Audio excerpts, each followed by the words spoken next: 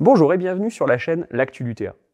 Alors que les élections européennes arrivent, tout est fait pour installer un match entre les supporters d'Emmanuel Macron et ceux de Marine Le Pen. Droite contre extrême droite, le scénario n'a rien d'original. C'est le paysage politique promu activement par la classe dirigeante dans la plupart des pays européens. J'aime pas trop beaucoup ça.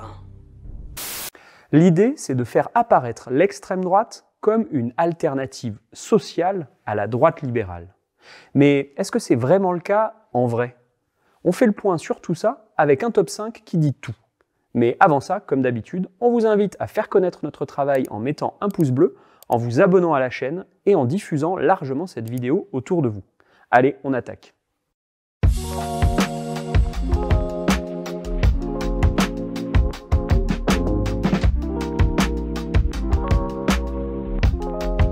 Le vote de la loi immigration en décembre a beaucoup fait parler, à juste raison.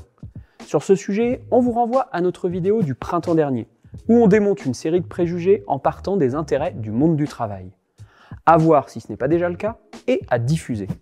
Mais aujourd'hui, on va aborder un autre angle de l'image de l'extrême droite, leur visage social.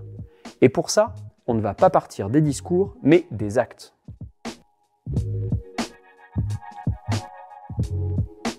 Alors que l'augmentation des prix aura fait baisser notre pouvoir d'achat de près d'un quart en 3 ans, la question des revenus se pose partout. C'est bien simple, les prix augmentent, mais les salaires ne suivent pas. Et l'extrême droite dans tout ça, elle fait quoi? Quand la gauche propose d'augmenter le SMIC, ou que Fabien Roussel demande d'indexer tous les salaires sur l'inflation, l'extrême droite, elle vote quoi? Allez, le soleil, c'est mon dernier mot. Réponse D, elle soutient le gouvernement d'Emmanuel Macron et vote contre l'augmentation des salaires.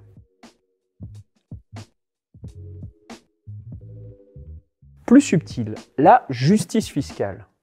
On le sait, aujourd'hui, le principe des impôts en France, c'est les gros payent petits et les petits payent gros, surtout depuis Emmanuel Macron. L'extrême droite s'est d'ailleurs fait de ce sujet un argument de campagne majeur. Mais quand le rétablissement de l'impôt sur la fortune vient au Parlement, surprise, les députés du Front National, enfin Rassemblement National, s'accordent avec Elisabeth Borne pour s'abstenir et empêcher l'adoption du projet porté par la gauche. Oh, comme c'est bizarre! Oh alors! Et alors, au Parlement européen, quand il s'agit de voter pour le projet de taxation des superprofits, le projet de la majorité européenne, alors vous imaginez bien que c'était très light. Les députés RN sont encore plus francs du collier. Ils votent contre en bloc.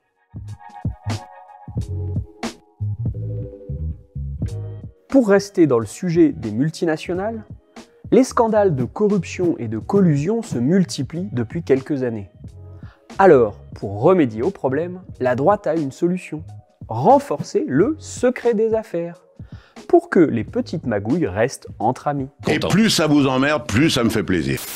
Une directive secret des affaires est donc passée au Parlement européen avec le soutien franc et massif des députés d'extrême droite.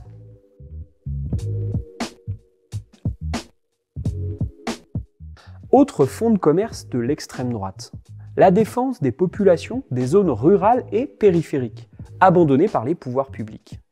La France des sous-préfectures subit effectivement de plein fouet la désertification médicale, par exemple, même si le phénomène touche aussi les banlieues populaires. Mais alors, que fait l'extrême droite lorsque la gauche propose des mesures pour inciter à l'installation de médecins et de dentistes dans les déserts médicaux? Elle vote contre, avec le gouvernement bien sûr. Venant de vous, je trouve ça séduisant.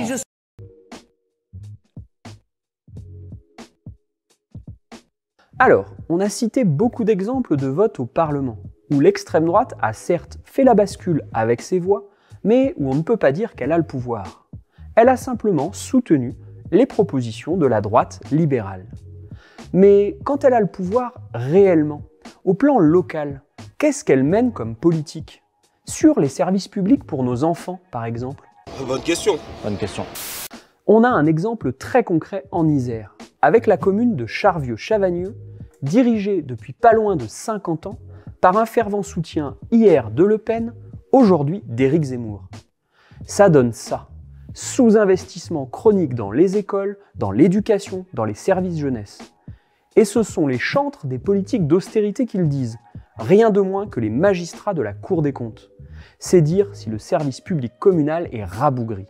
Alors on aurait aussi pu parler de l'extrême droite et la sécurité sociale. Mais il y a de quoi en faire un épisode dédié. Celui-ci est donc terminé, on espère que ces quelques éléments vous auront donné des arguments efficaces et sourcés pour répondre du tac au tac dans les discussions de tous les jours, avec les collègues ou en famille.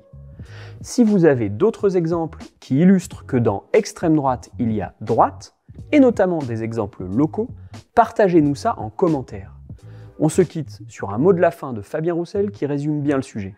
De dire non à l'extrême droite parce que l'extrême droite c'est le meilleur allié du capital, mais oui à un rassemblement progressiste, à une France du travail et du progrès social.